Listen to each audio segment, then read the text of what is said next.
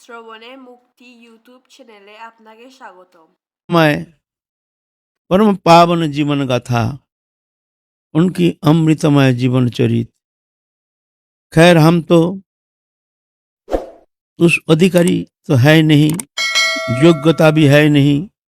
वो दिव्य जगत का संदेश, वो अनुभव सिद्ध, वो अचिंत्य जगत का वो संदेश हम कहाँ से वो व्यक्त करेंगे?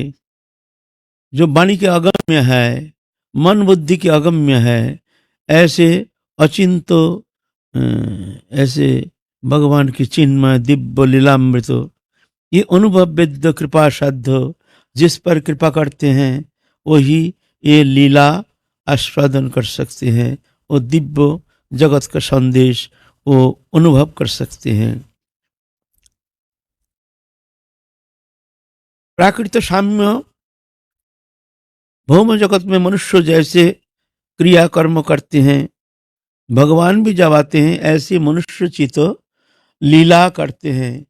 प्राकृत मनुष्यवत देखने में लगता है जैसे प्राकृत एक मनुष्य विशेष, वास्तव में ऐसा नहीं है। ये भगवान जब लीला करते हैं तो जोगमाया के द्वारा ये लीला अनुष्ठान करते हैं। देखने में लगता है प्राकृत मायाबद्ध जीव जैसे, लेकिन ऐसा नहीं है। ये अप्राकृत चिन्मय है जोगमाया द्वारा। नाहं प्रकाश सर्वस्व जोगमाया समावृता मुरयंग न विजानाति लोकमम अजम अव्ययम। मैं ये अप्राकृत जो चिन्मय दिव्य लीला ये मैं प्रकट नहीं करता हूँ हर जगह। मूढ़ व्यक्ति जान नहीं पाता है, क्योंकि जोगमाया समावृता, जोगमाया को आश्रय करके मैं रहता हूँ, जिस कारण वो जान नहीं पाता है। अजो विषण अव्ययात्मा भूतनाम ईश्वर विषण प्रकृति समुदिष्ठाय संभवामी आत्मा माया। मैं आत्मा माया माने जोगमाया को साथ लेकर के मैं मनुष्य चित लीला प्रकटन करता हूँ। तो साधारण मनुष्य बुद्धि संपन्न, जो माइक बुद्धि संपन्न मनुष्य, वो समझ नहीं पाता है। कभी कभी तो प्राकृतिक बुद्धि के द्वारा, विचार के द्वारा वो भ्रमित हो जाता है। कभी भगवान को मनुष्य रूप ऐसे ज्ञान करते हैं और अपराध में डूबते हैं, है ना। हमारे महाप्रभु जब अवतीर्ण हुए हैं, बहुत अवतार आए हैं, जुग जुग में आए हैं, आएंगे। भगवान की सृष्टि जब तक ये सृष्टि, तब तक जाके ये लीला भगवान करेंगे। यदा यदा ही धर्मस्य ग्लानिर्भवति भारत अद्भुत्यानां धर्मस्य तदात्मानं सृजाम्यहम् परित्राणाय साधूनां विनाशाय च दुष्कृतां धर्म संस्थापनार्थाय संभवामि जुगे जुगे। जुग जुग में आते हैं, लेकिन इस युग में, इस सप्तम मन्नांतर में, अष्टविंश चतुर्युग में जब महाप्रभु कृष्ण चैतन्य महाप्रभु आविर्भूत हुए हैं, ये विशेष विशेष अवतार, विशेष अवतार। क्यों ना, जो वस्तु कोई युग में कोई भगवान के अवतार जो वस्तु प्रदान नहीं किए हैं, चीज जगत के वस्तु। देखिए, किसी को हम कोई वस्तु देना चाहते हैं तो हमारा वस्तु होने से तब हम दे सकते हैं। हमारा वस्तु नहीं तो हम कैसे देंगे? तो भगवान है चिन्मय सच्चिदानंद, भगवान संदिनी संबित आह्लादिनी शक्ति, त्रिविध शक्ति के मिलन से भगवान सच्चिदानंद तनु सच्चिदानंद विग्रहाय। तो वहाँ वो सच्चिदानंद जगत के जो वो अमृतमय, अमृतमय जो उनकी लीला विलास, ये तो मनुष्य का अगम्य, मनुष्य तो मायाबद्ध जीव। वो तो कोई मानसिकता चिंता बुद्धि के द्वारा कभी कदापि वो लेश मात्र वो आस्वादन तो दूर की बात है, समझना भी उसके लिए असंभव बात है। तो मन बुद्धि के अगम्य, मन के द्वारा चिंतन किया नहीं जाता है, बुद्धि के द्वारा निर्वण किया नहीं जाता है। वो अनुभव वेद्य कृपा साध्य, कृपा से जिन पर कृपा होती है वही जा करके वो लीला आस्वादन कर सकते हैं। महाप्रभु का अवदान अनार्पित चोरिंग चिरात करुणा अवतीर्ण कलो समर्पयत उन्नत उज्जवल रसांग सभक्ति श्रियम हरि पुरट सुंदर द्युति कदम्ब संदीपित सदा हृदय कंदर स्फुरत शचिनंदन। अब वो लीला में प्रवेश होना साधन सापेक्ष या पूर्ण कृपा सापेक्ष? साधना और कृपा दोनों जुगपथ चलता है। साधना माने पाने का चेष्टा, तीव्र आकंठ, तीव्र उत्कंठा, व्याकुलता, चेष्टा हो ना हो, माने काया मन वचन से तीव्रतम चेष्टा। ये चेष्टा देख करके करुणा शक्ति द्रवीभूत होकर के उतर आती है। ऐसे माने करुणा इतने करुणा शक्ति इतनी कोमल, साधक जब तीव्र आग्रह लेकर के तीव्र साधन चेष्टा के द्वारा व्याकुलित चित्त होकर के जब वो भगवत अनुशीलन में लग जाते हैं, तो उनके तीव्र चेष्टा देख करके करुणा शक्ति उतर ऑटोमेटिक विगलित होकर के, तरलित होकर के उतर आती है। उनके साधन चेष्टा खींच के लाते हैं। साधन चेष्टा रुक गई, कृपा भी रुक गई। हमारे साधन नहीं, कृपा बिना भक्ति होती नहीं, भगवत प्राप्ति होती नहीं। कृपा बिना संसार बंधन से मुक्ति नहीं मिलती है। कृपा सभी कृपा, तो सोते रहो सोते रहो, तो नहीं होता है। साधन चेष्टा, तीव्र साधन चेष्टा। इसीलिए रूप गोस्वामी पाद एक जगह लिखे हैं, जे ये भगवत प्राप्ति के लिए दो वस्तु चाहिए। एक है अत्यंतिक साधन चेष्टा, अत्यंतिक माने एकदम जी जान दे करके, जी जान दे करके, मिले ना मिले, मिलता नहीं, कुछ मिलता नहीं, कोई आनंद नहीं, कोई अनुभव नहीं, कुछ नहीं, निराशा, उसके ऊपर तीव्र एक उत्कंठा आग्रह लेकर के साधक साधन चेष्टा करने के लिए कितना कोशिश करते हैं, फिर भी कुछ मिलता नहीं है। तो निराशा आकर उसको घेर लेते हैं, उसका अंतकरण को। निराशा साधन के लिए एक विघातक है।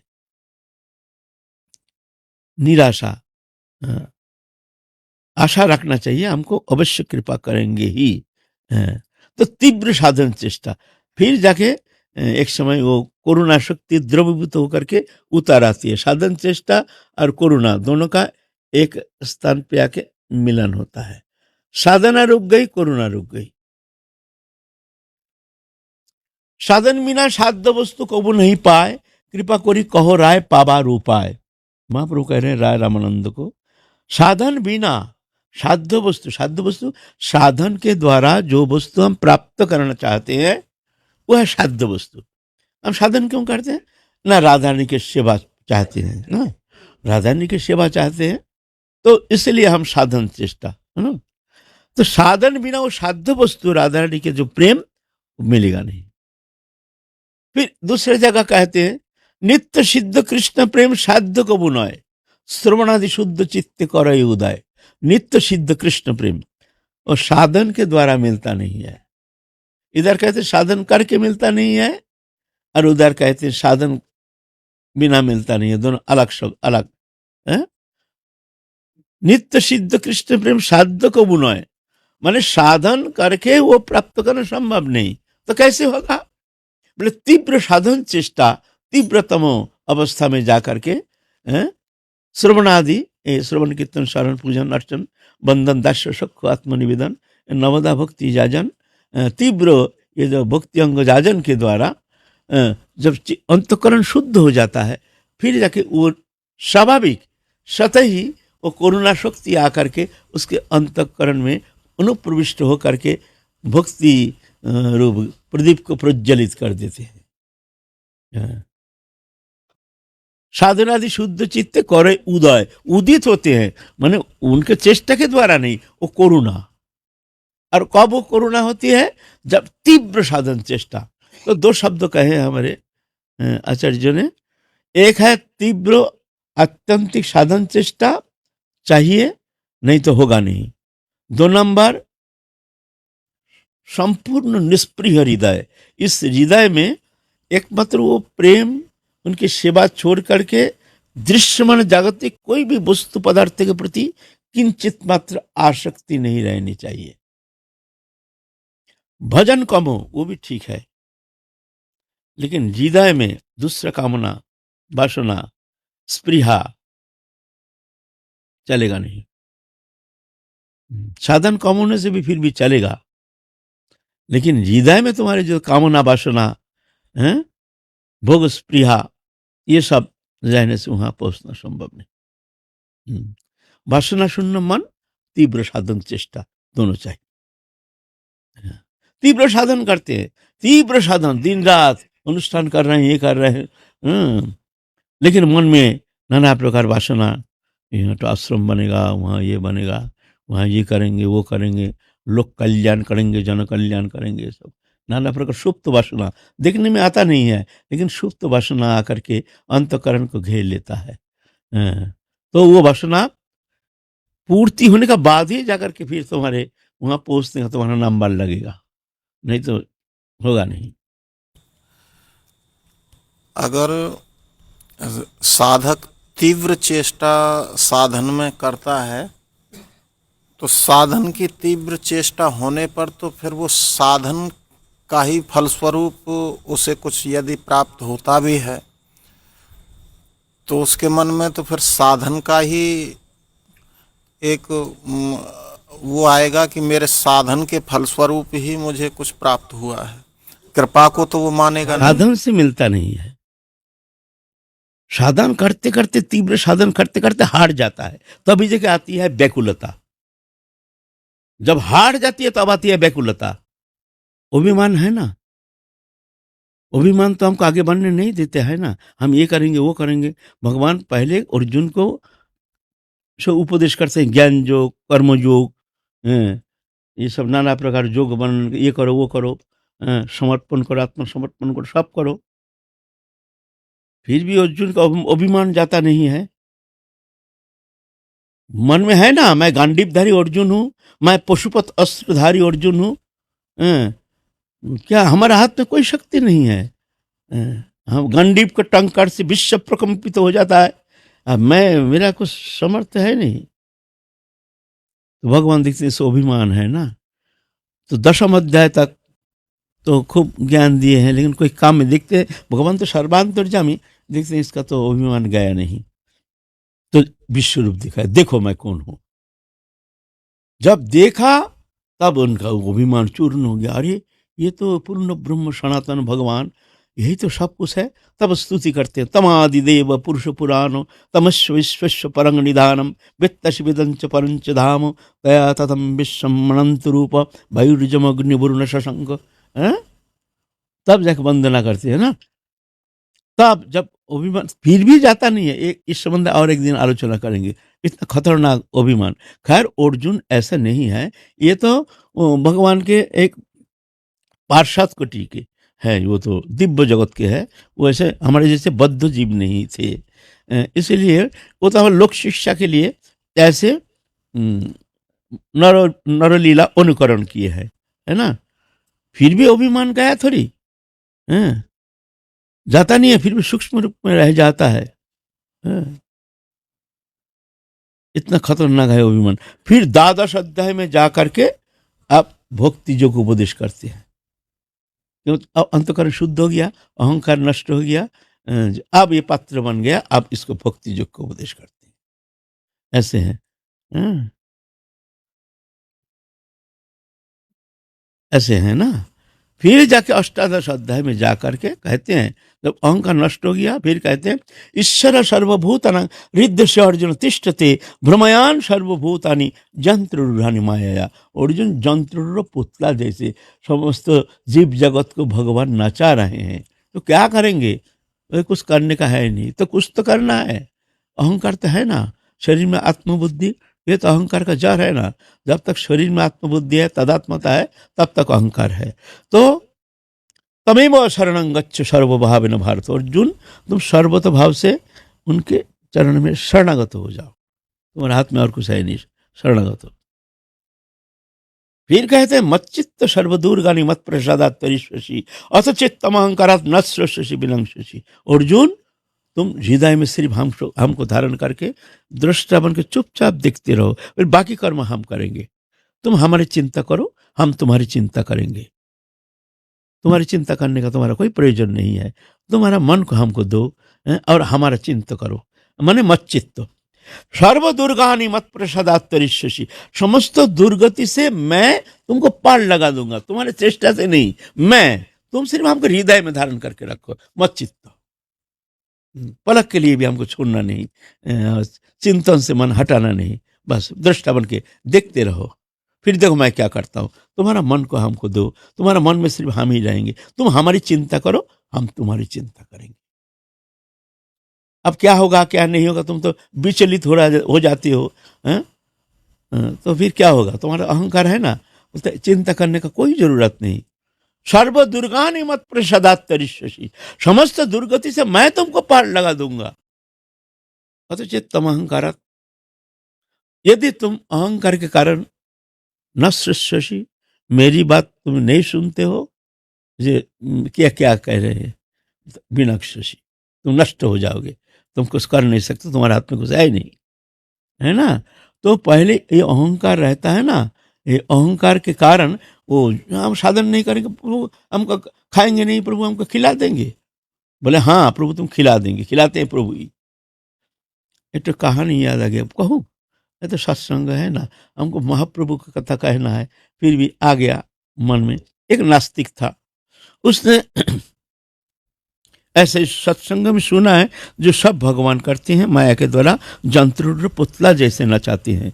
तो पंडित जी से जाके कहा, पंडित जी क्या हम नहीं खाएंगे तो भगवान हमको खिला देंगे? आप तो कह रहे हैं नहीं भगवान हमको खिला देंगे, हम खाएंगे नहीं, खिला देंगे, सभी करते हैं। अरे कुछ तो करना है, अंदर हाथ से तो उठा के तो हमको खाना तो पड़ेगा। आप बोलते हैं ना एकदम जंत्र पुतला, कुछ करते ही नहीं। ठीक है, कुछ हद तक हम जानते हैं प्रभु की कृपा है, लेकिन कुछ तो हमारे तो क्रिया तो है ना। जब शरीर है तो कर्म है, कर्म है तो चेष्टा है, तो हम उठा के तो हमको खाना पड़ेगा नहीं। ऐसे ऐसे बोलते ना प्रभु इच्छा बिना तुम खा भी नहीं सकते, तेरी काम मानते नहीं है। वो क्या किया, परीक्षा करने के लिए एक जंगल में चला गया, जंगल में चला गया, आके एक पेड़ के ऊपर बैठा, 24 घंटा वो खाएंगे नहीं, कुछ खाएंगे नहीं, पिएंगे नहीं, 24 घंटे पेड़ के ऊपर बैठे रहेंगे, देखे प्रभु हमको कैसे खिलाते हैं। इधर क्या हुआ, दिन में कुछ ग्वारिया गौ चराने के लिए गए, जा करके भाई वो लोग दाल बाटी चूरमा बनाएंगे, जो भाई यहाँ हम लोग वन भोजन करेंगे। प्रेम से क्या होता है, जो जितना खाने की इच्छा है ना उससे ज़्यादा बना लेते हैं, मतलब ज़्यादा खाएंगे, तो ज़्यादातर क्या होता है उसमें सामान बच जाता है। हम लोग भी जहाँ तहाँ ऐसे रसोई किए बासी ही जाता है ज़्यादातर, है ना। तो बोलते हैं हम लोग दाल बाटी चूरमा बनाएंगे, तो खाएंगे इतना, बनाया इतना, आप उतना खा नहीं पाए, रह गए बहुत सारी दाल बाटी चूरमा। बोले भाई क्या करेंगे भाई, बोले इसको फेंकना भी तो कष्ट होता है, इतना कीमती चीज़, असली गाय घी से बनी हुई इतने सुंदर बाटी चूरमा, तो वहाँ वो जाते समय ले जाएंगे, घर लेके खाएंगे। तो एक तो झोली में भर के डाली में टांग दिया, तो आप तो खेल रहा है, ये सब खेल करके फिर ख्याल नहीं, पेट भरा हुआ है ना, भूखे रहने से ख्याल होता है, भूखे नहीं है, वो लोग सब चल दिए घर, और वहाँ दाल बाटी चूरमा रह गया। रात हो गया, उस तो भूख तो खूब जबरदस्त लगा है, तो देखते हैं भाई प्रभु तो हमारे लिए खाना तो भेज दिया, प्रभु तो हमका खाना तो भेज दिया, ये तो सत्य है, प्रभु देते हैं, हम खाएंगे नहीं, खाओगे नहीं, बैठा है। इतना में रात 10 बजे वहाँ डाकायत लोग डकाती करने जाएंगे, वहाँ जाकर मीटिंग करता है, जो कहाँ डकैती डालेंगे, कहाँ जाएंगे, कैसे करेंगे, क्या करेंगे, मीटिंग जंगल है ना, मीटिंग करेंगे। वो तो सुन रहे ऊपर बैठे, ऐसे बात करते करते एक डकैत का नजर गया झोली पर। अरे भाई ये झोली कहाँ से आ गया यहाँ, हम लोग ये बात करते हैं यहाँ झोली कहाँ से आ गया, हाँ भाई झोली कहाँ से आ गया, उतारो झोली में क्या है, झोली उतारे, दिखते हैं अच्छा लड्डू, ये तुम्हारा दाल बाटी चूरमा, तभी अच्छा मन ताजी है। भाई कारण क्या है, कारण तो होना चाहिए, ये जंगल में यहाँ कैसे आएगा, जरूर कोई सीआईडी आता है, जो जान गया जहाँ हम लोग यहाँ मीटिंग करते हैं, तो वहाँ झोली में उसमें जहर मिला हुआ है, और उसको जो हम लोग भूख लगेगा खाएंगे और मरेंगे। और हाँ सरदार ये बात तो ऐसे ही होगा। अच्छा ऐसे भी हो सकता है, अगर ऐसा है तो कोई यहाँ जरूर छुपा हुआ होगा, वो देखता होगा कहाँ है, क्या करता है। बोले हाँ ये भी बता, थोड़ा देखो, थोड़ा टॉर्च लगा के सब पेड़ देखते हैं, देखते देखते ऊपर बैठा है, अरे मिल गया, आजा मुन्ना आजा, अब तेरे को देखता हूँ, हम लोगों ने मानना चाहते हो, अब तुमको देखता हूँ, आजा। वो डर के मारे हाथ जोड़ के कांपते कांपते, अरे भाई क्या सत्यानाश हो गया, हम उस वक्त चल देते यहाँ से, आके नीचे आया है। क्यों भाई बोल, जहर मिलाया है इसमें हम लोग ने मानने के लिए। सरदार मिल गया, सीआईडी मिल गया, क्या किया जाए, इसका क्या सजा देनी चाहिए। तो सरदार कहते हैं ये जहर मिला हुआ लड्डू इसको ही खिलाओ, खिला के मार दो, पहले इसको टेस्ट करो। वो तो सोचा भाई अब भगवान खिलाने के लिए भी तैयार हो गया, हम तो खाएंगे नहीं, ए खा। मुंह बंद करके, अरे सरदार जी ये जरूर जहर है, नहीं तो वो मुंह फाड़ता नहीं है, मुंह बंद करके रखा है। मारा पीठ में एक डुक डुक करके करके मुंह ठोड़ दिया, वो ठोड़ दिया, मुंह में दाल बाटी ठोड़ दिया, खा खाए, भूख भी था, अब तो खाना भी पड़ेगा, नहीं तो साला और पीटेंगे। तो खूब जो बढ़िया तरह से खा रहा है, सरदार ये तो मरा नहीं, जहर कम हो गया है, जहर माने अल्प मात्रा मिला, और खिलाओ, फिर और खिला रहे हैं, नहीं खाता है तो फिर मारता है खूब। अरे उसका अब जान निकलना शुरू हो गया फिर बेचारा रोना शुरू कर दिया, बोलते ना जहर कम हो गया, ज्यादा करके खिला तो मरेगा। आप वो देखते हाथ जोड़ते हैं, बोलते हाथ जोड़ के बोलते हैं भाई ये बात है, ऐसे बात हो गया, कोई जहर फहर कुछ नहीं है इसमें। बहुत समय बैठे बैठे देखा ये मरा नहीं है, तो सब देखा जो ये बेचारा सीधा सरल आदमी है, इसका बात ही सही है, ऐसा करके डाकत लोग चल दिए।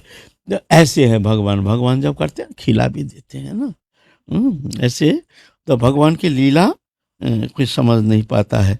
तो साधन चेष्टा के द्वारा जब थक जाता है तब जाकर के उसके आती है शरणागति, आती है तब उत्कंठा, व्याकुलता, हमसे कुछ हुआ नहीं, हम तो साधन चेष्टा के द्वारा भी हम एक कदम भी आगे नहीं बढ़ पाया, हाय हाय तब क्या हमारे भगवत प्राप्ति होगी नहीं, क्या हम ठाकुर जी की कृपा से वंचित रह जाएंगे, हाय हाय अब मैं क्या करूं, कहाँ, तब व्याकुलता आती है, तीव्र व्याकुलता। वही व्याकुलता तब जाके करुणा शक्ति आकर के उसको कृतार्थ करते हैं, है ना, ये मामला है, ये है।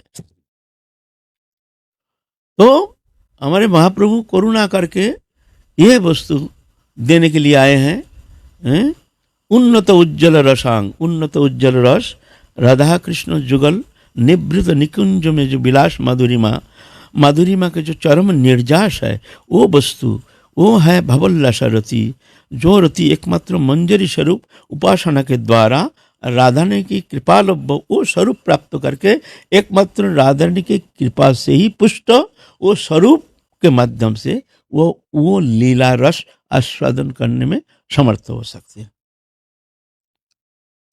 श्रीमतीर क्षमा सবে देहभेद मात्र, एक प्राण एक आत्मा सবে राधा तंत्र, সম্ভোগের কালে দুহু আনন্দে উল্লাস, রাধাঙ্গে পুলক ভাব সখিতে প্রকাশ, যত সুখ পায় বিশ্বভানুর নন্দিনী, তার শতগুণ সুখ আস্বাদে সঙ্গিনী, কোন ছলে একসঙ্গে সখীরে মিলায়, সে आनंद देखी सुनी कोटि सुख पाए। ये उपासना पद्धति महाप्रभु के विशेष अवदान इस कलि युग में। हम महाप्रभु कोई पावन जीवन चरित कथा यहाँ आस्वादन करने के लिए आए हैं, आप सब भक्त लोग भी आए हैं। खैर हमारे तो वहाँ तक प्रवेश है नहीं, फिर भी हमारे आचार्यों के मुख चर्वित जो उच्छिष्ट वो धारण करके मैं थोड़ा सा उनके महिमा गुणानुवाद करने की प्रचेष्टा कर रहा हूँ। कोई भूल भ्रांति हो तो क्षमा कर दीजिएगा। महाप्रभु नीलाचल में विराजमान है। एक दिन क्या हुआ, महाप्रभु गंभीरा लीला में है, आप बाहर जाते नहीं। बंगाल से, नवद्वीप से, नदिया से सब भक्त वृंद आते हैं चतुर्मास व्रत उद्यापन के लिए, महाप्रभु के चरण सान्निध्य में रह करके, उनके पावन सान्निध्य में रह करके, उनके परम मंगलमय वो आनंद घन स्वरूप को दर्शन करते करते भाव विभावित होकर के वहाँ 4 महीना व्यतीत करते हैं। और महाप्रभु के श्रीमुखुद गिरनो अमृतमय कथा श्रवण करके कृतकृत्य होते हैं। वहाँ सत्संग में रह करके बड़े दिव्य आनंद प्राप्त करते हैं। सब भक्तबिंद विराजमान रहते हैं। ये प्रतिदिन आप महाप्रभु बाहर जाते नहीं, महाप्रभु आप बस हरि कथा में कृष्ण प्रेम में निमग्न हो जाते हैं। आखिर में जाकर के मनुष्य को चलना फिरना डोलना सब बंद हो जाता है। एक समय जब थोड़ा सा रस मिलता है तो जाकर के उस निश्चल हो जाता है। जब तक कुछ मिलता नहीं तभी भागदौड़ करता है। ये भी जरूरत है। कोई कोई साधक है, यहाँ जाता है वहाँ जाता है, रस मिलता नहीं, आनंद मिलता। अरे आनंद भाई ऐसे कोई पेड़ का फल है पकड़ के खा लोगे आनंद मिल जाएगा? अरे भाई कितना तापना पड़ेगा, जलना पड़ेगा, सूखना पड़ेगा, तो अब जाके वो मिलेगा तब ना। इतना सहज संसार के क्षुद्र आनंद, जो आनंद है नहीं, मिथ्या, जिसमें दुख ही उसका परिणाम, ऐसे दृश्यमान भोग्य वस्तु पदार्थ, तुच्छ पदार्थ, ये मायामय माइक पदार्थ, ये वस्तु पाने के लिए हम जीवन को इस तरह से हम समर्पण करके कितना प्रकार चेष्टा करके भी थोड़ा सा किंचित आनंद सुख हमको मिलता नहीं है। और वो परम दिव्य आनंद को तुम प्राप्त करना चाहते हो, उसके लिए तुमको कुछ करना नहीं है। बस 2 दिन माला फेर लिया, बस हमारा तो कोई प्रेम तो हुआ नहीं, कोई भक्ति तो हुई नहीं, कोई हमको तो अनुभव हुआ नहीं। ऐसा थोड़ी होता है। कोई कहते हैं हमारे पास कृपा नहीं है, तो कृपा नहीं है माता है, रहने दो। अगर हमारे प्रति कृपा नहीं है ऐसे तुम्हारे धारणा है, तो ये प्रतिज्ञा करो कि हम किसी भी कीमत पर पीछे हटेंगे नहीं, पीछे मुड़ के देखेंगे नहीं। हम जल जल के तप तप करके हम यहीं पर मरेंगे। हम जन्म जन्म मरते मरते यहाँ तक आए हैं, ब्रजभूमि तक। इस बार हम मरेंगे, लेकिन विषय के लिए नहीं, संसार के लिए नहीं। हम इस बार तुम्हारे लिए मरेंगे, बस मरना तो है। करके देखो देखो राधा रानी तुमको छोड़ते हैं कि नहीं, कृपा करते हैं कि नहीं। ऐसा प्रतिज्ञाबद्ध हो करके, दृढ़ निश्चल प्रतिज्ञाबद्ध हो करके तुम बैठो, देखो कृपा होती है कि नहीं।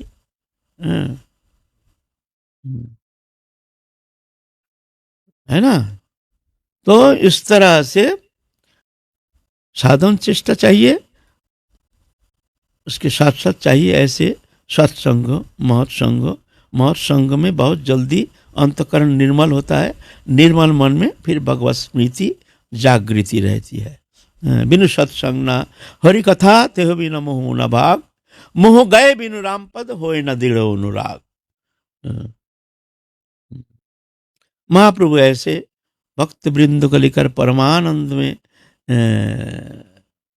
दिन व्यतीत कर रहे हैं। भक्त वृंद भी महाप्रभु के प्रेम सान्निध्य पा करके परम आनंदमय दिव्य जगत पे जैसे निवास कर रहे हैं। जिस भगवत प्राप्ति के लिए जन्म जन्म मुनि जतन कराई, अंतकाल मुख राम नाई। और वो परम पुरुषोत्तम परम परमानंद सच्चिदानंद तनु भगवान कृष्ण चैतन्य महाप्रभु जहाँ विद्यमान है, उनके चरण सान्निध्य में रह करके फिर क्या कमी रह जाती है। ऐसे तो महाप्रभु फिर चतुर्मास्य का सबको विदाई देते हैं, जब आप जाओ, आप हमको रहने दो, अकेला रहने दो।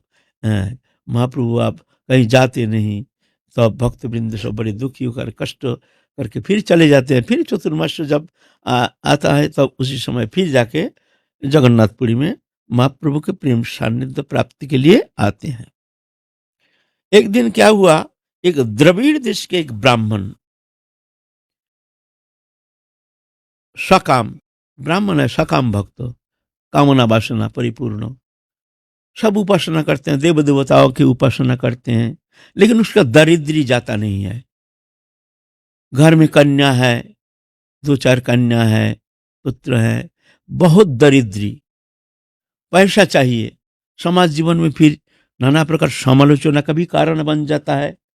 समालोचना पहले तो ऐसा था ना, सियानी कन्या घर में है, शादी ब्याह नहीं होती है, तो बहुत समाज जीवन में बहुत समालोचना करते थे, निंदनीय हो जाते थे। तो ऐसे ब्राह्मण क्या करेंगे, दुखी होकर के जो ये जीवन हम रखेंगे नहीं, चलो हम जगन्नाथपुरी जाएंगे, जगन्नाथ जी के चरण में हम धरना देंगे, जगन्नाथ जी कुछ ना कुछ करेंगे।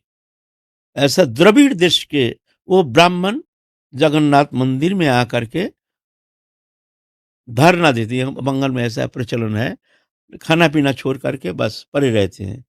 जब तक प्रभु का आदेश निर्देश नहीं होता है तब तक वो स्थान छोड़ता नहीं है, भूखे रहेंगे, ऐसे ही पड़े रहेंगे मृत्यु तक। ऐसे इस तरह से 7 दिन हो गया, जगन्नाथ जी का कोई आदेश निर्देश नहीं। भूखे प्यासे क्षीण कलेवर सूख गया, कोई ताकत नहीं उठने का। क्या करें ना, भगवान का कोई कृपा नहीं है हमारे ऊपर, भगवान का कोई दया नहीं है हमारे ऊपर। दया होने से 7 दिन हमने इतना कष्ट करके हम जगन्नाथ जी में इस तरह से भूखे प्यासे मर रहे हैं। और देखो जगन्नाथ जी हम हमारे प्रति किंचित कृपा हमको अनुभव नहीं कराए। देखो ऐसे जीवन से क्या लेना देना है, चलो समुद्र में डूब के मरेंगे। हाँ, तो बड़े कष्ट से उठ करके धीरे धीरे चले समुद्र की ओर। समुद्र के वहां जा करके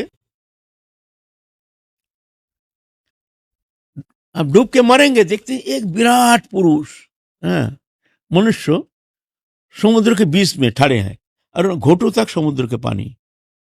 अरे बाबा ये कौन है, रे भाई ये कौन है? देख रहे हैं आश्चर्यचकित होकर के, ये विराट पुरुष कौन है? घोटों तक समुद्र के पानी, उसके ऊपर उनके शरीर विशाल। धीरे धीरे धीरे धीरे आ रहे हैं इधर। आते आते हम नजदीक आ गए ना, फिर छोटा हो गए। वो विराट स्वरूप नहीं, एक ब्राह्मण जैसे छोटा सा शरीर देखने में आया। हाँ, समझ गए ये तो साधारण नहीं है भाई, हमने जो निजी आंख से देखा ये तो ऐसा नहीं है, है कोई महापुरुष कोई। इनके पीछे चलो, कुछ देखो कुछ आदेश निर्देश मिल सकता है, क्योंकि हमने जो देखा साधारण है नहीं। कुछ तो हमको मार्ग दिखाएंगे, हमारे मंगल के लिए, हमारे कल्याण के लिए कुछ तो मार्ग दिखाएंगे। उनके पीछे पीछे चल रहे हैं, चलते चलते चलते चलते कुछ नहीं बोलते हैं। फिर एक बार जाकर उनके चरण में पड़ गए। महाराज, महाराज हमको बचाइए, महाराज हमको अरे तुम कौन हो? क्या बात है? हाँ, हमको बचाइए, पहले बताइए आप कौन है? आपको हमने ऐसा देखा, आप कौन है? तो कोई भी है कोई, प्रभु के ही सब जीव हैं, सत्ता प्रभु के ही है। आप कहाँ जा रहे हैं? बोले मैं तो जगन्नाथ जी दर्शन करने के लिए जाता हूँ, प्रतिदिन जगन्नाथ जी दर्शन करना यह हमारे नियम है। तो हमको ले जाएंगे आपके साथ, चलो चलो। चलते चलते चलते चलते जगन्नाथ जी तो गए उधर, ये चल दिया उल्टा इधर गंभीरा की तरफ। अरे इधर तो जगन्नाथ जी नहीं है, ये कैसे ही उल्टा जा रहे हैं, कौन जगन्नाथ जी? चलो जाए, पीछे पीछे महापुरुष तो है, ये तो सत्य है, हमने देखा आंख से। जा करके देखते हैं वहां पूर्ण ब्रह्म सनातन भगवान श्री कृष्ण चैतन्य महाप्रभु वहां सत्संग कर रहे हैं। श्री कृष्ण चैतन्य महाप्रभु की आहा दिव्य स्वरूप, आकर्ण नेत्र, भगवा वस्त्रधारी, दिव्याति दिव्य उनको रूप माधुरिमा देख करके हृदय गदगद हो गया। बहुत अच्छा जगह आए हैं, कुछ मिले ना मिले, लेकिन यह महापुरुष को देख करके हृदय में एक प्रशांति, एक शांति का प्रलेप हमको अनुभव हो रहा है। अच्छा है, देखो क्या लीला है। तो जाते ही महाप्रभु वो ब्राह्मण जो विशाल पुरुष, उनको बुलाया, आ जाओ आ जाओ। तो सब सत्संग बंद हो गया और उनसे बड़े प्रेम से पीठ पे हाथ फेर रहे हैं, बड़े गले लगा रहे हैं और फिर आपस में क्या बातचीत कर रहे हैं। वो ब्राह्मण भी बड़े महाप्रभु के साथ खूब हंसी कर रहे हैं, खूब सुंदर बड़े प्रेम से भाव गदगद हो करके महाप्रभु के साथ बात कर रहे हैं। और सब देख रहे हैं। और जितने स्वरूप दामोदर राय, रामानंद आदि जो जगदानंद आदि जो भक्त मंडली है, सब देख रहे हैं, भाई इतना खातिर करते हैं महाप्रभु, ये कोई साधारण तो है नहीं। पीठ पे हाथ फेर रहे हैं, बार बार बार बार गले में लगा रहे हैं। ऐसा करके फिर महाप्रभु वो ब्राह्मण की तरफ अंगली देके कहते हैं, बोले देखो मनुष्य कितना दुर्भागा है, अपना दुष्कर्म, अपना कृतकर्म तो भोगना पड़ता है। कृतकर्म ही कारण, ना कोई काऊ के सुख दुख दाता, निज कृतकर्म सब फल भोग भ्राता। इस संसार में जो भी सुख दुख जो भी हम भोगते हैं ना, ये हमारी कृतकर्म है। ना भगवान किसी को दुखी करते हैं ना सुखी करते हैं, हमारे कृतकर्म है ना।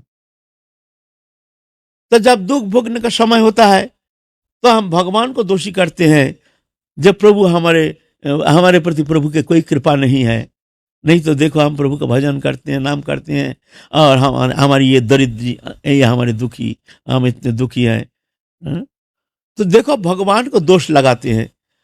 और जब सुख भोगने का समय होता है तो अपना बुद्धिमत्ता की तारीफ करते हैं, हम बहुत बुद्धिमान है, जो हमारे अच्छा है हमारे निर्णय, जिस निर्णय के कारण हमको ये सुफल मिला।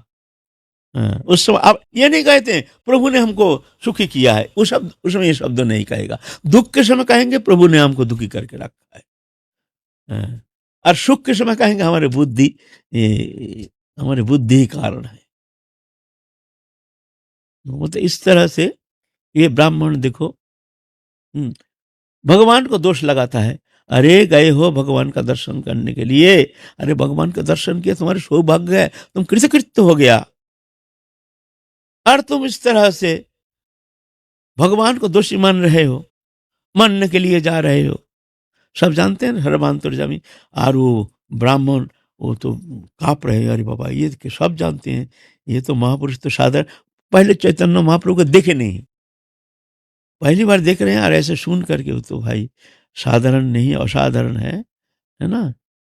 तो मनुष्य भगवान उस समय वर्णन कर रहे हैं, देखो ये जो संसार में सुख दुख, ये दोनों माया है, दोनों मिथ्या है।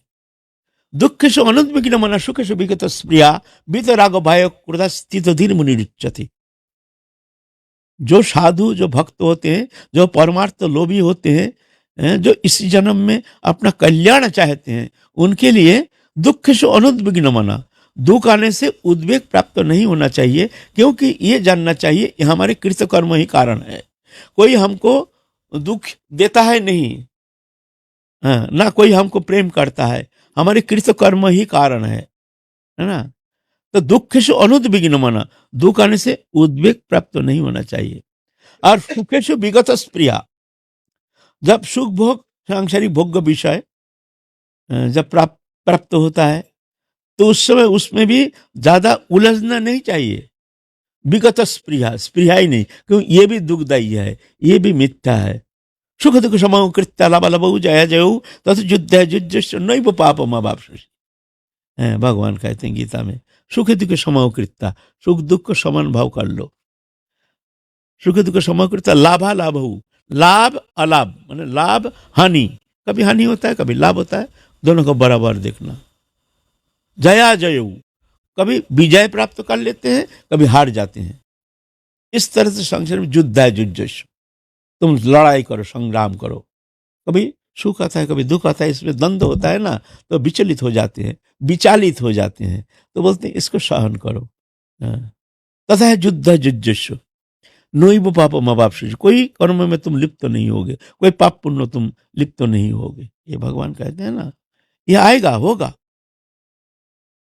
देखा जाता है बहुत साधु संत, बहुत धर्मात्मा बहुत दुखी है, बहुत संसार में ऐसे ताड़ित हो रहे हैं, नाना प्रकार आदि व्याधि उपाधि दुख दन्न दारिद्री नाना प्रकार आकर के इतना अशांति में घेर जाते हैं।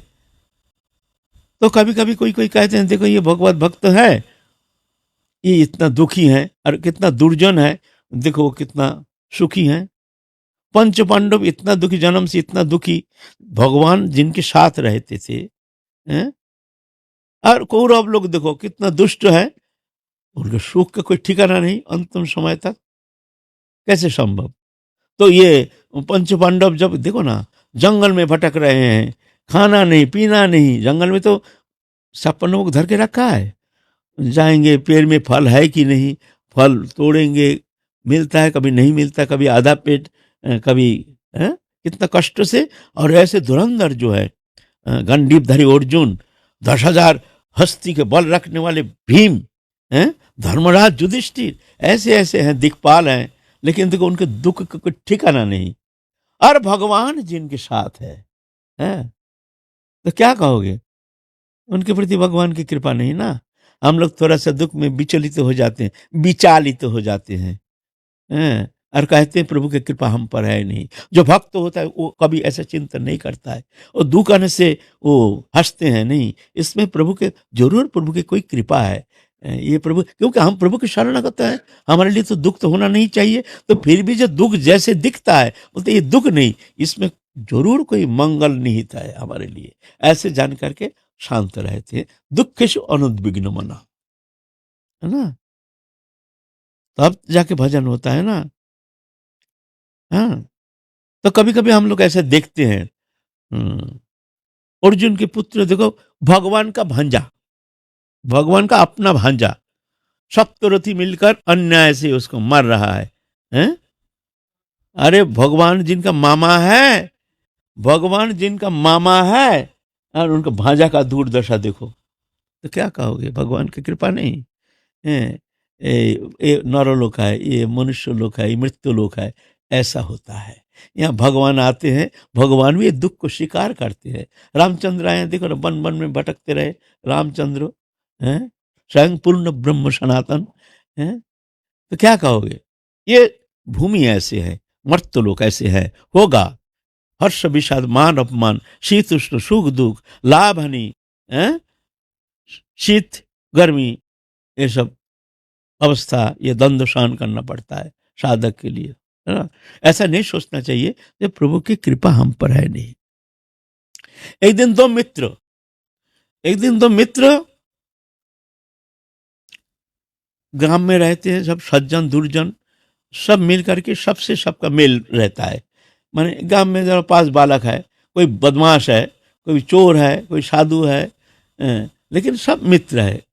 गांव कैसे होता है ना, एक गांव में जब रहते हैं, तो ऐसे ही दो मित्र, एक जन थोड़ा दुष्ट प्रकृति का था और एक जन सज्जन प्रकृति। दोनों शाम को घूमने निकले, तो भाई चल कहाँ जाएंगे? तो जो सज्जन है वो बोलता है भाई यहाँ भागवत सप्ताह हो रहा, वहाँ भागवत सप्ताह कथा सुनने जाएंगे। और दूसरा जो दुष्ट प्रकृति वो बोलते हैं फिर ये सब कथा पता में कुछ नहीं है, बेकार, इसमें क्या मिलेगा, बेदर बेदर करता रहता है, बैठे बैठे सुनो। चल यहाँ बाईजी नृत्य हो रही है, वहाँ जाएंगे, चल जहाँ आनंद लेंगे, वहाँ बाईजी नृत्य है, वहाँ थोड़ी जाते हैं, वो थोड़ी, तू जा भाई तू जा, हम जाएंगे नहीं, हम तो कथा सुनने जाएंगे। अच्छा जा तू कथा सुनने जा, मैं तो जा रहा हूँ बाईजी नृत्य देखने। आप गए हैं, वो बाईजी नृत्य देखने गया एक जन भगवत कथा सुनने गया। जो कथा सुनने गया वो जब संध्या हो गया, रास्ते में आया तो एक ठोकर लग करके गाड़ी गया, तो उस धक्का मार दिया घोटू में, बड़ा चोट लगा और वो उठ के ठड़ाई हो नहीं पा रहा है, बड़ा चोट लगा। और वो भी घूम फिर के उधर से बाईजी बड़ी से उधर से वो आ रहा है, उसको रास्ते में सोना मिल गया, सोना मिल गया। वो तो बड़ा आनंद है भाई, रास्ते में सोना मिल गया। तो वो आके देखते वो लंगड़ाता रहा वहाँ, हम ऐसा ऐसा करके जा रहे, क्या हुआ क्या हुआ? अरे भाई बड़ा ठोकर लगा। बोले ठोकर लगेगा नहीं, तेरे को बोला ना, ये सब कथा पता कुछ नहीं है, भगवान भगवान कुछ नहीं है, बोला ना, देख हमको देख रास्ते में सोना मिल गया। अब देख प्रमाण तो देख लिया, क्या है तो कथा में ये सब ढोंग ढांग चल रहा है। वो देखता है भाई ये तो होता ही नहीं, ऐसा हो ही नहीं सकता है। वहां पर थे एक सिद्ध महात्मा, त्रिकाल दृष्टा, एक महापुरुष रहते थे। जो संत है उसको खोज भी लेते हैं, कोई ऐसे साधु संत का खबर भी लेते हैं। तो गए हैं वो साधु बाबा के पास, जा करके कहते हैं बाबा ऐसे ऐसे हुआ, ऐसे ऐसे हुआ, हमको ऐसे ठोकर लगा और हमारे मित्र को सोना मिल गया, कारण क्या है, ऐसा क्यों हुआ? तो फिर आंख मूंद करके अच्छी तरह से जानकर कहते हैं बेटा बात ऐसा है ना, तेरे को ना काल मृत्यु योग था, काल उस समय मृत्यु योग था, लेकिन कथा सुनने गए ना, हरि कथा सुनने के कारण वो मृत्यु टाल गया, थोड़ा सा चोट लग गया। और उसका ना राज जोग था, उसमें एक राज खजाना मिलना था, लेकिन दुष्कृति के कारण वो नष्ट हो गया, सिर्फ एक सिक्का मिल गया और कुछ नहीं, है ना। तो ये है समझ की बहार है। हम लोग तो विचार करते हैं समझ की बहार है, ऐसा नहीं है। इसीलिए जो साधु जो होते हैं, जो भगवत भजन करते हैं, हर स्थिति में वो प्रभु की कृपा जान करके शांत रहते हैं। जो शांत है वो संत है। हाँ। तो महाप्रभु कह रहे हैं, देखो ये आया है जगन्नाथ दर्शन करने के लिए, लेकिन यहाँ आकर के भी देखो ऐसे भगवान के ऊपर दोष आरोप कर रहे हैं। अरे भाई, तेरा जीवन धन्य हो गया, प्रभु के सानिध्य में आया, तू ऐसे भावना क्यों कर रहा है? वो कर्म अनुसार फल तो मिलता है, सबको मिलता है। तो और वो जो समुद्र मार्ग में से आया, जो विराट पुरुष आकर के एक ब्राह्मण जैसे शरीर धारण कर लिया, वो है विभीषण।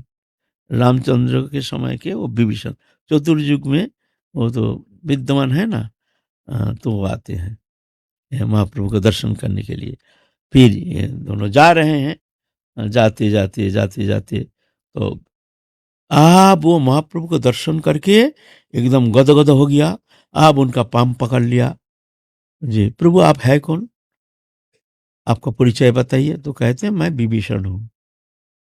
अच्छा विभीषण है, तो प्रभु आप तो कह रहे थे हम प्रतिदिन जगन्नाथ दर्शन करने के लिए जाते हैं, आप तो उधर गए हैं वो महापुरुष के पास, तो तुम क्या जानते हो? वो तो सचल जगन्नाथ है, और मंदिर में जो बैठा है वो अचल अचल जगन्नाथ है। ये सचल तुम्हारा दृष्टि नहीं है, ये सचल जगन्नाथ का हम दर्शन करके जाते हैं, है ना। ये सचल जगन्नाथ है, तुम्हारा सौभाग्य है जो ऐसे सचल जगन्नाथ का तुम्हारा दर्शन हो गया। तब उसका भ्रम नष्ट हो गया। हाय हाय, हम तो क्षुद्र पदार्थ प्राप्ति के लिए, संसार सुख के लिए हम आए हैं यहाँ, हमको क्या अमृत वस्तु मिल गया है, हम हमारे परम मंगल पद हमको मिल गया है, ऐसे भगवान का दर्शन हमको हो गया है। तो फिर जाकर के चरण पकड़े हैं और आरो एक बार ले चलिए हमको महापुरुष के पास, हम जाएंगे उनकी क्षमा याचना करेंगे। हैं तो फिर जा करके दयार्द चित्त होकर के वो विभीषण उनको लेके गए हैं महाप्रभु के पास। महाप्रभु चरण में फिर साष्टांग प्रणिपात करके बड़े फुट फुट के रो रहे हैं, प्रभु हम कहाँ से ढूंढते ढूंढते आकर के हमको कंचन मिल गया है। प्रभु आपका आज कौन चाहता है, प्रभु आप कंचन जो मिल गया है, आप जैसे भगवान मिल गए हैं, हमारे लिए और क्या कमी है प्रभु, आप ये कृपा कीजिए, हमको कुछ नहीं चाहिए, हमको आपके चरण कमल में थोड़ा सा भक्ति दीजिए प्रभु। ऐसे कह करके साष्टांग प्रणिपात करके अश्रुधारा से वक्षस्थल को अभिषिक्त कर रहे, धो रहे हैं। महाप्रभु फिर बड़े प्रसन्न हो गए, उनको कृपा किए। फिर विभीषण भी सीधा चल दिए, और वो भी परम आनंद के साथ, अब जैसे सब मिल गया। पहले धन के लिए आए थे, तो महाप्रभु कहते हैं नहीं, देखो तुम जो 7 दिन अनाहार में रह करके तुम धर्म आदि के जगन्नाथ जी के सामने पड़े थे ना, उसमें तुम्हारा समर्थ अनर्थ पूर्व जन्म कृत अनर्थ नष्ट हो गया। आप तुमको कोई चिंता नहीं, घर जाओ, तुमको धन संपत्ति सब मिल जाएगा। तो आपसे बोले प्रभु आप तो हमको चाहिए नहीं, हमको सब मिल गया, हमको अब सब मिल गया। ऐसे कह करके तो महाप्रभु को प्रणाम करके चल दिए है। सनातन गोस्वामी भी एक बार ऐसा हुआ, एक चलते चलते चलते चलते परसमणि मिल गया था, गंगा किनारे में चलते चलते सनातन गोस्वामी परसमणि मिल गया। परसमणि मिल गया तो क्या करेंगे, परसमणि से हम क्या करेंगे?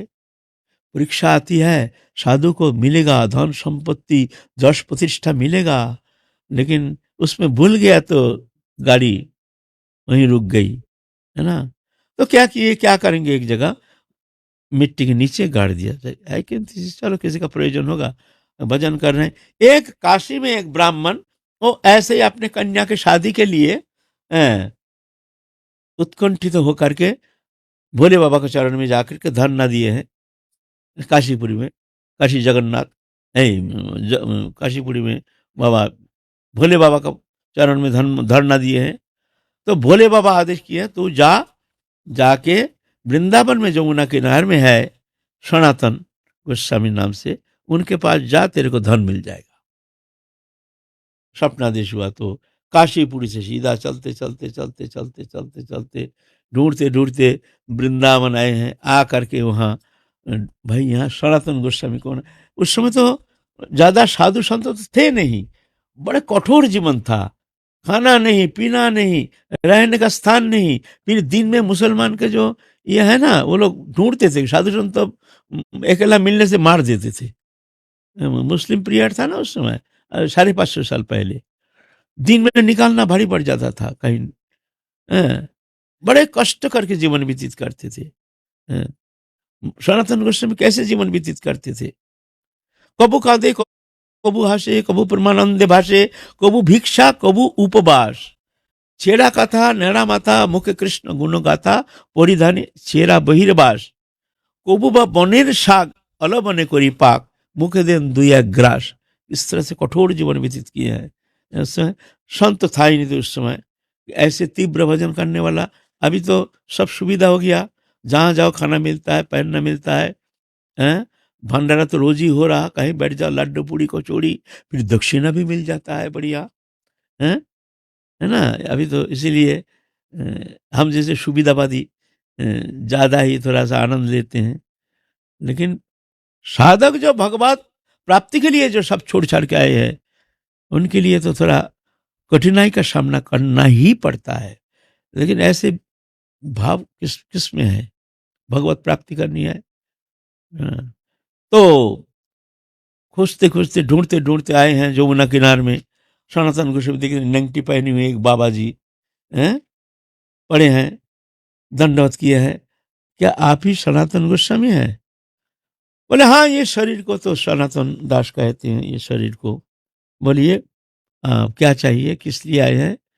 ना हम ऐसे भोले बाबा का आदेश प्राप्त करके आए हैं। भोले बाबा ने आदेश किया है तुम जाओ सनातन गोस्वामी के पास, उनके पास धन रखा है, वो धन दे देगा तो तुम्हारा बेटी की शादी हो जाएगी, तो हम आपके पास आए। अब वो भूल गए हैं सनातन गोस्वामी जो पारसमणि कहाँ रखे हैं। भाई भोले बाबा कह दिए तो झूठा तो हो नहीं सकता। भोले बाबा कहा है और हमारे पास धन कहाँ। अब तो बड़ी चिंता में पड़ के भोले बाबा ऐसे क्यों कहें? अरे ये ब्राह्मण काशी बनारस से चलते चलते आया है वृंदावन तक, अरे ये कुछ मिलेगा नहीं तो ये भी बड़ा अन्याय है। और हमारे पास कुछ धन है नहीं, और भोले बाबा कहे जब सनातन के पास उनके पास धन है। फिर चिंता करते, हे प्रभु हमको ये धर्म संकट से बचाओ, हे राधा रानी प्राणेश्वरी, ये ब्राह्मण भी दुखी ना हो। ये ब्राह्मण दुखी होने से इसको कुछ मिलेगा नहीं, हम तो नंगा बाबा जी हैं, कुछ नहीं है, हे राधा रानी करुणा करो। फिर याद आ गया, अरे वो तो परसमणि रखा है। तो अब जाकर रुक जाओ, हाँ मिलेगा मिलेगा, बढ़िया चीज मिलेगा। वहाँ रेती हटाया, वहां से परसमणि लिखा, ये लो परसमणि है। लोहे में ठिकाने से वो सोना हो जाता है, ऐसे परसमणि कहते हैं। परसमणि लेकर के बड़ा खुशी हो गया ब्राह्मण, जा रहे हैं। फिर चिंता कर रहे हैं, प्रभु की इच्छा। सनातन गोस्वामी महापुरुष है ना, उनके चरण में आ गया है, उनका कृपा हो गई है, कृपा से उनका बुद्धि परिमार्जित हो गई है। बुद्धि मार्जित होने से उनका बुद्धि उल्टा पड़ गया। ये जो साधु बाबा ये यहाँ पड़ा है, वो ख्याल ही नहीं जो परसमणि था उनके पास। तो इनको क्या धन मिला जो परसमणि को भी मणि मानते नहीं है, इनके पास उनका कोई कीमत नहीं है, तो क्या वस्तु मिला उनको? तो परसमणि लेकर के फिर उल्टा आ गए। प्रभु एक निवेदन है। बोलिए पंडित जी, बोलिए क्या बात है, अब तो आपको मिल गया। आप बोला नहीं प्रभु, हाँ। बोले आप हमको ये एक इच्छा है जानने की कि जिस धन से आप धनी हैं, आपको ऐसा कौन सा धन मिल गया जो मुनि को भी आप मुनि नहीं मानते हो। जे धन भैया धनी मुनि न मानो मुनि, तारी हमें मांगी ना तो सिरे। तो मैं आपके वो धन, कौन सा धन आपको मिल गया है जिस कारण आप ये मुनि को भी मुनि नहीं मानते हैं, कोई कीमत नहीं आपके पास। वो धन आप बता देंगे वो कैसे मिलेगा? बोलते हाँ मिलेगा, तुम ये मणि को फेंकना पड़ेगा जमुना में। तो महत कृपा से उन्हें बुद्धि तो शोधित हो गया, मुनि को फेंक दिया, जमुना में चरण में पड़ गए। फिर उनको मंत्र प्रदान किए, मंत्र दीक्षा दिए, जाओ ये है परम मणि, परम धन, ये सब धन धूल समान। ये धन एक बार किसी को मिल गया है तो संसार के जावतीय धन धूल समान। परमानंद में हरिनाम करते करते वो ब्राह्मण फिर घर लौटे। तो ये है आज की कहानी। आगामी काल फिर हम लोग ऐसे आस्वादन करेंगे महाप्रभु के प्रेरणा होने से। जय जय श्री राधे श्याम। बोलिए सतगुरुदेव भगवान की।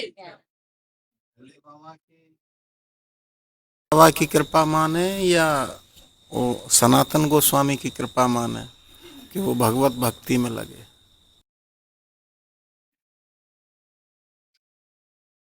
भोले बाबा की भी कृपा कह सकते हो।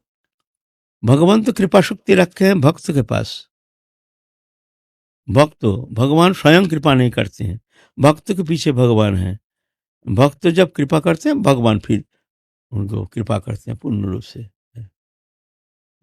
ऐसे है।